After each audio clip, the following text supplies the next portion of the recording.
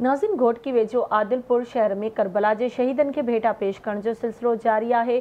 7 मुहर्रम हराम जो मरकजी मातमी जुलूस इमाम बारगाह इमाम जाफर अलैहिस्सलाम का बरामद थो ऐं गौस पाक के पिड़ ते नहर थो। उन हवाले से रिपोर्ट कर रहो है मुश्ताक। मुल्क जी ज़िले घोटकी में 2 शहीदा करबला की याद में मजलूसू बर्पा करे आज़ादारी करण जो सिलसिलो जारी है। उन सिलसिले में घोटकी वेझो आदिलपुर शहर में मुहर्रम हराम जो मरकजी मातमी जुलूस इमाम बारगाह जाफर अलैहिस्सलाम का फकीर मोहम्मद शेख की अगवानी में बरामद कयो हो, जेको आदिलपुर शहर के मुख्तलिफ रस्तन का थींदो आदिलपुर शहर के मेन चौक ते पहुतो, जिते आज़ादारन पारा सीना जनी जंजीरन ए छुरिन से मातम कियो। सेहत खाते पारा जख्मी थींदड़ आज़ादारन लाए कैंप कायम थियल हुई, जिते आज़ादारन के तिबी इमदाद दिनी वई। जॾहिं त पुलिस पारा सिक्योरिटी जा इंतजाम सख्त किया विया हुआ, पुलिस सां गॾु रेंजर जा एहलकार भी मुक़रर थियल हुआ। उन मौके ते आज़ादारन SHO आदिलपुर मोहम्मद हुसैन कर्ल ऐं DSP घोटकी हाफिज़ अब्दुल कादिर चाचड़ आवाज़ TV न्यूज़ सां ॻाल्हाईंदे चयो त मजलिस इमाम सलाम पूरी दुनिया में मल्हाई वञे थी। अहिड़ो सिलसिलो भी आदिलपुर में 40-50 सालन खां हलंदो थो अचे ऐं हर साल पूरे ज़िले की मखसूसी सत आदिलपुर में थींदी आहे, सुठी थींदी आहे। ऐं असां गम शबीर आहे,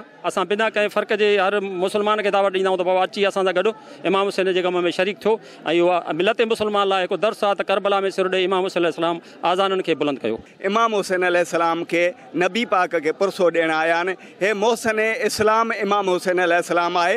हर साल वांगुरु हिन साल भी असां तक़रीबन 60 जे अंदरि तादाद सां नफ़री आहे, जंहिंमें हिकु इंस्पेक्टर आहे, हिकु DSP साहब आहे, 3 असांजा SHO 5 ASI आहिनि ऐं तक़रीबन 40 खां 50 पुलिस वारो आहे।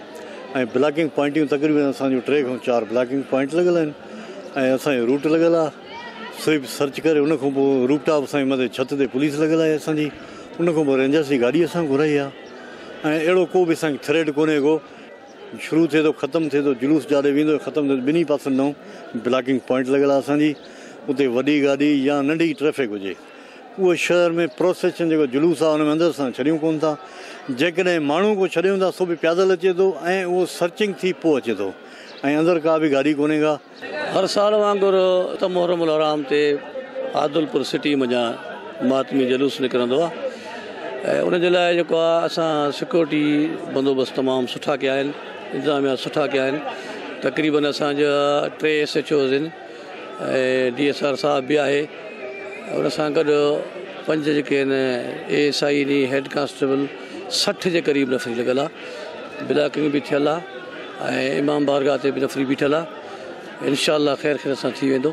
7 मुहर्रम हराम जो मातमी जुलूस पंहिंजी रवायती रस्तनि खां थींदो मेन चौक ते पहुतो, जिते मुख़्तलिफ़ आलमनि करबला में शहीद थियलनि जी कुर्बानी खे वर्जायो। मजलिस खां पोइ जुलूस पंहिंजे रवायती रस्तनि खां थींदो गौस पाक जे पिड़ ते पहुतो, जिते नहर थी वियो। कैमरामैन फरीद मलिक सां गॾु मुश्ताक शाही लगारी, आवाज़ TV न्यूज़ घोटकी।